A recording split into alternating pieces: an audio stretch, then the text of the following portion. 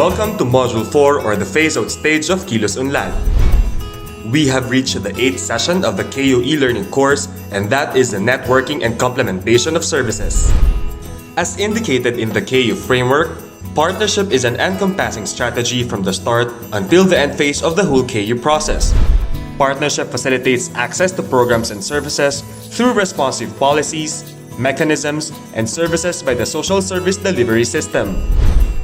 For this session, we aim to provide an overview of the Pantawei partnership strategy focused on the partnership and convergence framework drafted to guide and operationalize the different engagements. Number 2, highlight the role of the LGUs in sustaining the improved well-being of the exiting beneficiaries. Number 3, share some tools used such as the stakeholders map and supply-side data to identify potential partners and strengthen existing ones towards strategic and sustained engagement. And number 4, impart tips on partnership engagement and lobbying support to the community. RA 11310 spells out the enormous task of Pantawei in helping the beneficiaries move out of poverty. This responsibility requires a whole-of-government approach to achieve the national target and meet the statutory commitments stated in the law. Section 19 on convergence of programs and services advocates for the multi-stakeholder approach through complementation and seamless convergence of programs and services from various government agencies to alleviate the 4-piece beneficiary from poverty and remain non-poor even after the prescribed maximum period for the conditional cash grant. Such convergence shall focus on the enhancement of operational efficiency and strengthening of interagency partnership. In order to implement and meet the objectives of the law, the DSWD as the lead agency shall coordinate with different national and local government agencies, including organizations from the private sector. The program embraces convergence and partnership as a strategy to ensure that the statutory commitments are achieved. Collaboration of partner stakeholders to harmonize the interagency efforts and create sustainable and tangible impacts on the program beneficiaries is needed, considering the government's finite resources and varying capacities. This includes convergence with other DSWD programs and other government agencies at the national and local levels, and partnership with non-government organizations and the private sector. In order to guide this collaboration, the program with inputs from key agencies drafted the convergence and partnership framework. It highlights the objectives, guiding principles, and major indicators of the key result areas for the envisioned multi-stakeholder convergence. The Pantawei program through partnership and convergence as a strategy aims to: Number 1, increase access to health and education facilities and services for the beneficiaries' compliance to program conditions. Number 2, enhance complementation of services among various stakeholders.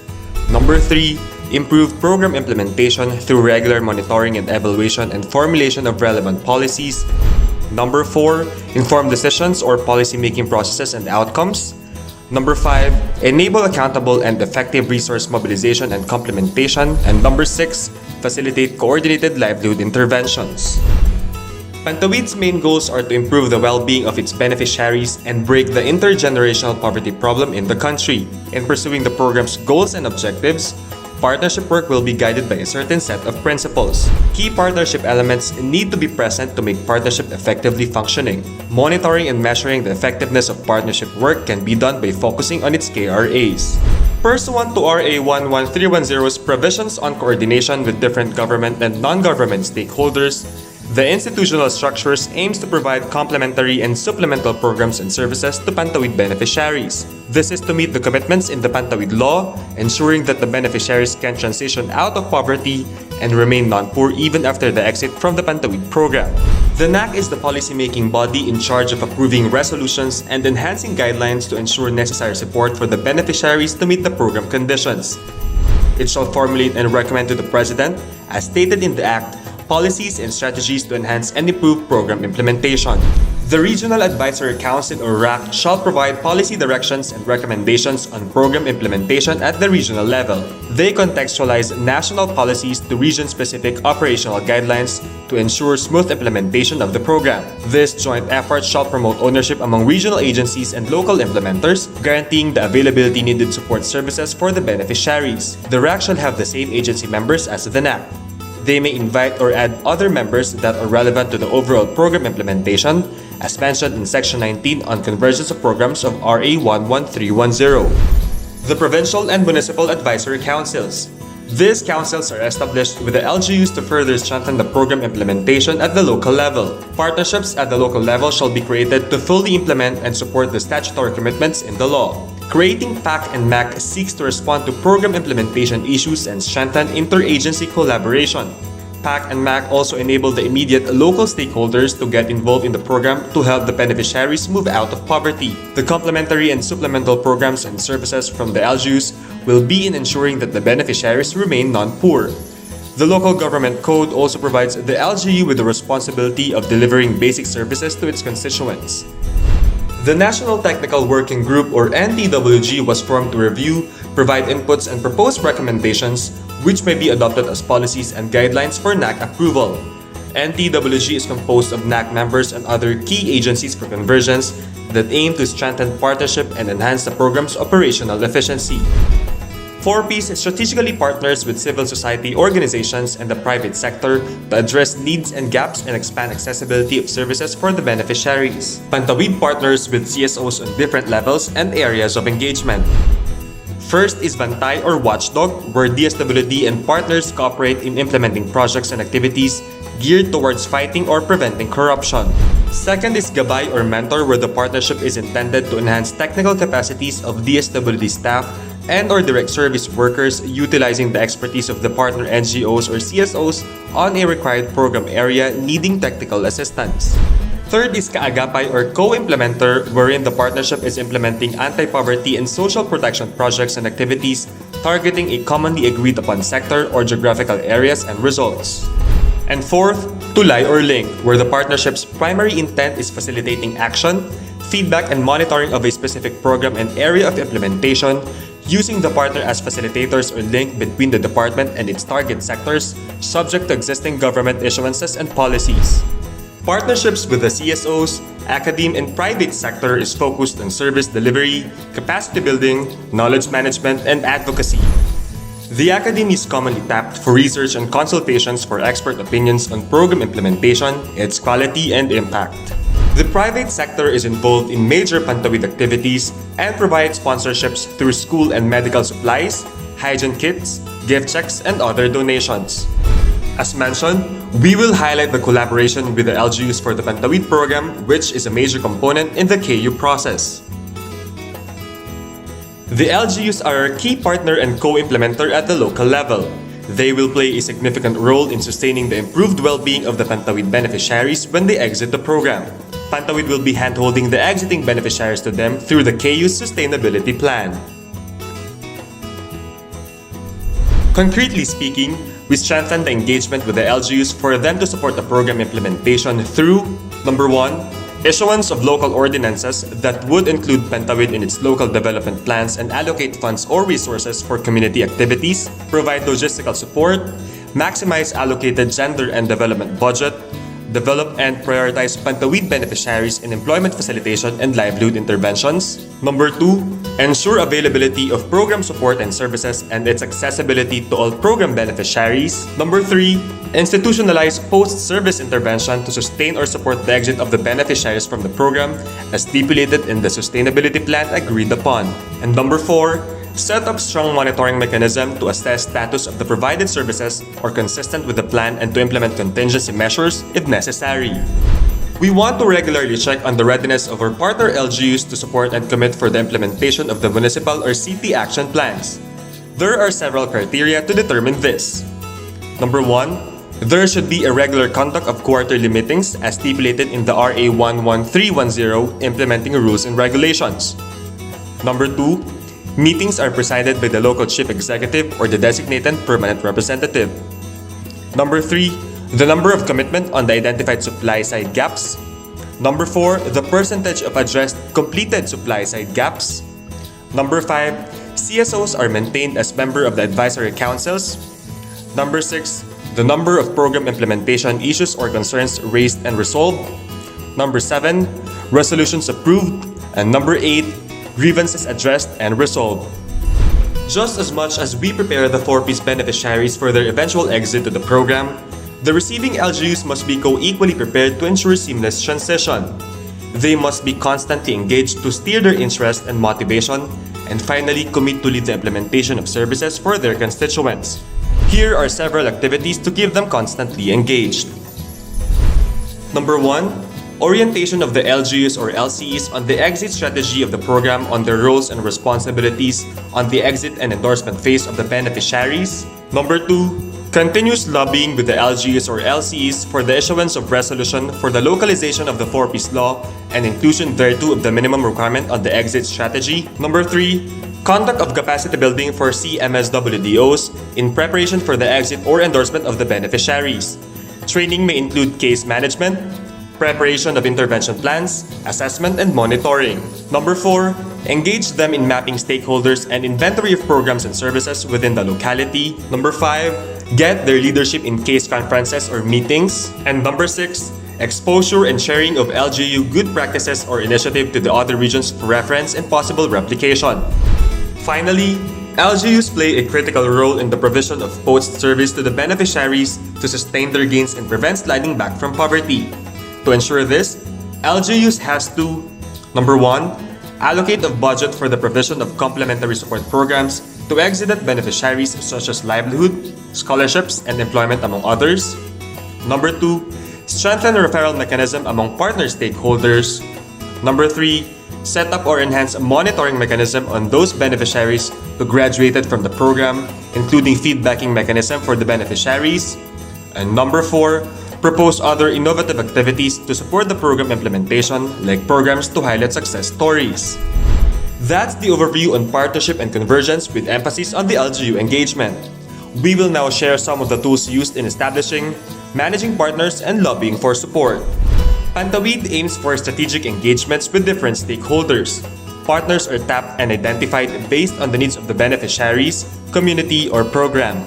It is important to map out the available resources in the community and identify who could provide the relevant interventions and support to address the needs and gaps.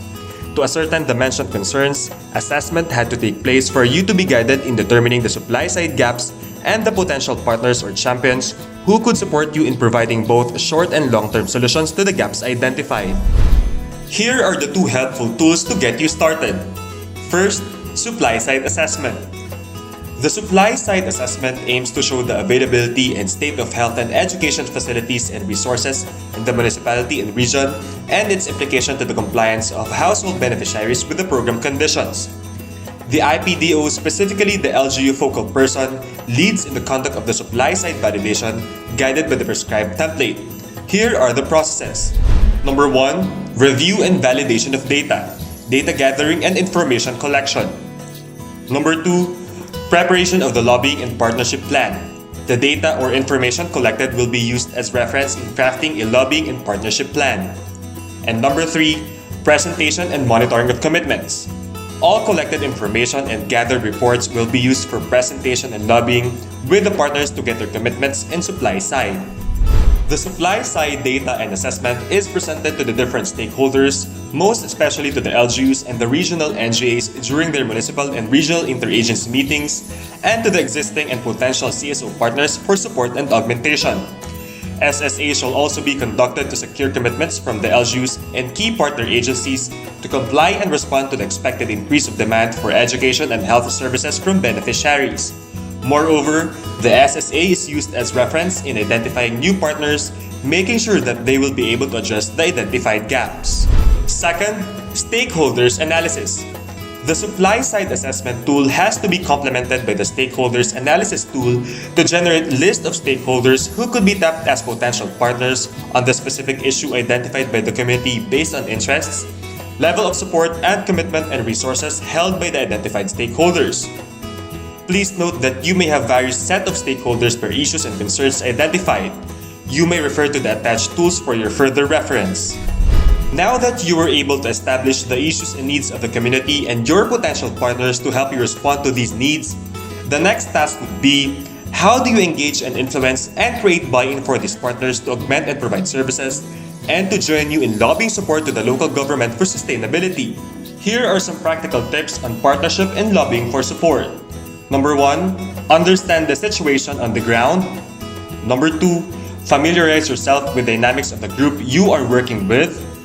Number 3, provide orientation clarifying roles and expectations of each partner. Number 4, identify a permanent focal person as point of contact for all other activities. Number 5, plan ahead or steps for possible changes. Number 6, ensure clear understanding of tasking and specific implementation arrangements. Number 7, be equipped with tools, relevant information, and other resources that would help you deliver your job. Number 8, maintain sincere relationship with the partners. Number 9, monitor progress and provide program updates or status of engagement. And number 10, redefine steps to deepen and broaden our partnership. To end this session, we are proud to share with you a good practice on partnership, the experience of the municipality of Donsol. Wala pa po yung purpose, medyo mahirap pa din kasi sa dami nga ng anak ko. Nahihirapan kami sa pagpapaaral. Halos pa at tigil-tigil sila, pa isa-isang pinapaaral namin. Yung iba pinapa-stop muna namin yung kumagraduate ng high school po, napa-stop muna namin kasi pinapauna yung panganay. Tapos pag naman yung isa naman. Bali 3 po silang nag-i-stop ng pag-aaral sa college. Yung asawa ko po magsasaka at the same time po pag construction worker. Kung wala po sa sasakahan, sa pagtanim po ng palay. Bago po ako nakapasok po sa purpose, ang buhay po namin talagang dati na po kami mahirap. Kung sa kulang na kulang po kami sa pinansyal. Tapos lumalaki pa po yung pamilya ko, kaya talaga pong dati na pong kulang yung napaghanap buhay namin mag-asawa. Kami noon, yan ang bahay namin na tinitirahan. Red materials lang po. Nagsilbi man po siya sa amin ng 22 taon. Kasing edad po siya ng anak kong social worker na po ngayon. Hindi na po siya noon na paayos sa gawa po ng kahirapan. Yung pagsisikap namin mag-asawa. Kasi kahit yung asawa ko po, kahit linggo po nagtatrabaho siya sa sa construction baga para at least yung kita niya talaga. Kasi halos kung iisipin, kulang pa yung kita sa pangangailangan namin, lalo sa pag-aaral ng mga bata. Ako din po, yung pagtatahi ko, kung mga tahi po ako, kahit po mga 1 o'clock na po ng madaling araw, nagtatahi pa po ako.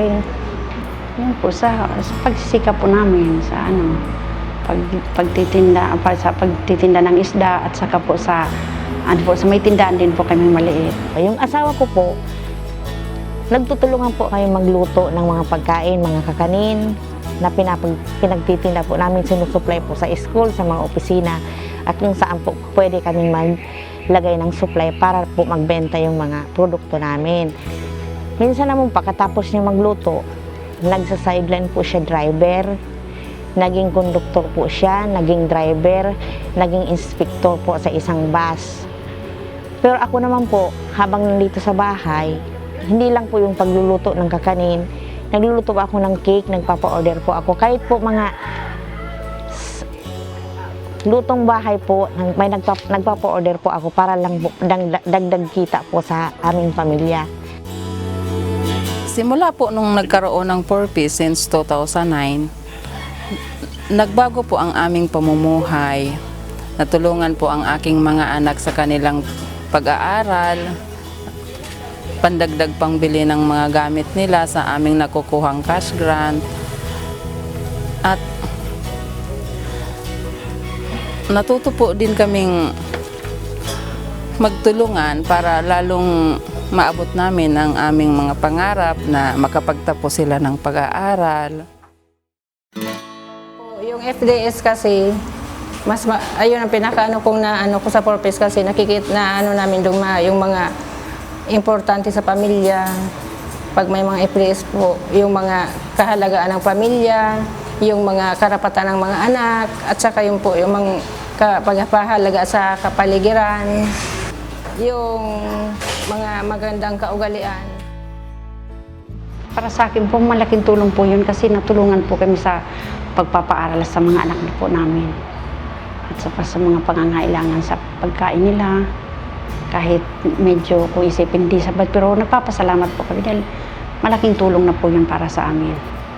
Pero nung time na nasa elementary na po yung ibang anak ko, high school, at nakapasa po ako sa office, at least po nabawasan yung gastusin ko po. Hindi ko iniisip yung pamili ko ng notebook, ng papel, ng ballpen, kahit yung bag ng anak ko. Doon ko na po kinukuha sa grant ng 4Ps. Kapag patapos na ako ng seaman, yung pangalawa ko po, natulungan na niya makapagpaaral kami sa Bicol University. High school graduate lang po kami mag-asawa. Kaya yun po ang plano namin talagang kahit papano makapagtapos yung mga anak. Nakatulong po sa akin dahil nga yung anak ko po naka-regular na kasakay na po sa barko noong November po. Kaya sabi ko, Mama, okay na po akong mag-wave kasi nakasakay naman yung anak ko. Sila naman tutulong daw sa mga kapatid nilang nag-aaral. Nakapagtapos na po si Bibi Lindsay, nag-apply po siya ng trabaho. Sinerte naman po siya.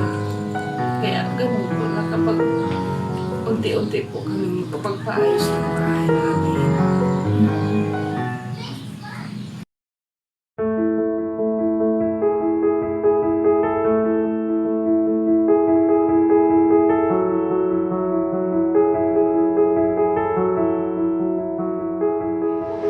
Ang gusto kong makita, yung mga nag-graduate dahil nabago na ang buhay nila.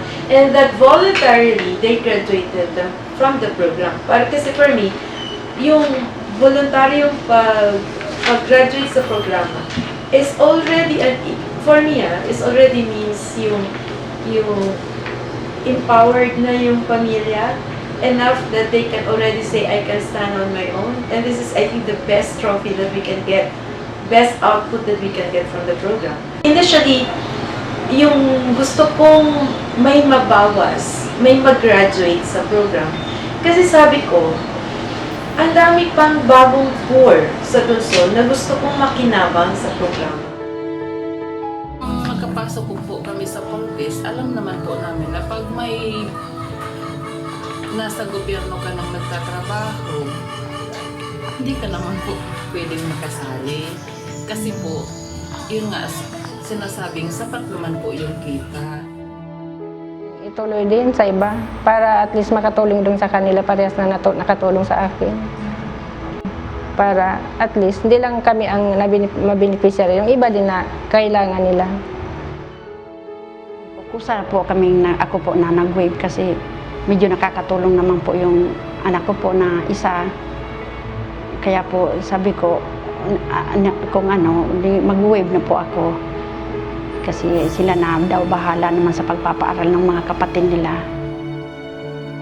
Sa mga kagaya ko pong beneficiary, ang masasabi ko lang po sa kanila, habang nasa 4Ps pa po sila, nagre-receive pa po sila ng cash grant, sana pangalagaan nila, ayusin nila yan, ibigay nila yung sapat na pangangailangan ng mga anak nila, i-priority nila ang pag-aaral. Tsaka, huwag silang tumigil ang pangarap. Ako po, sa 9 na anak ko, hindi ko po tinigil ang mangarap para sa mga anak ko. Kaya, blessed na po ako. Kaya tama lang po na mag-giveaway na ako sa 4Ps.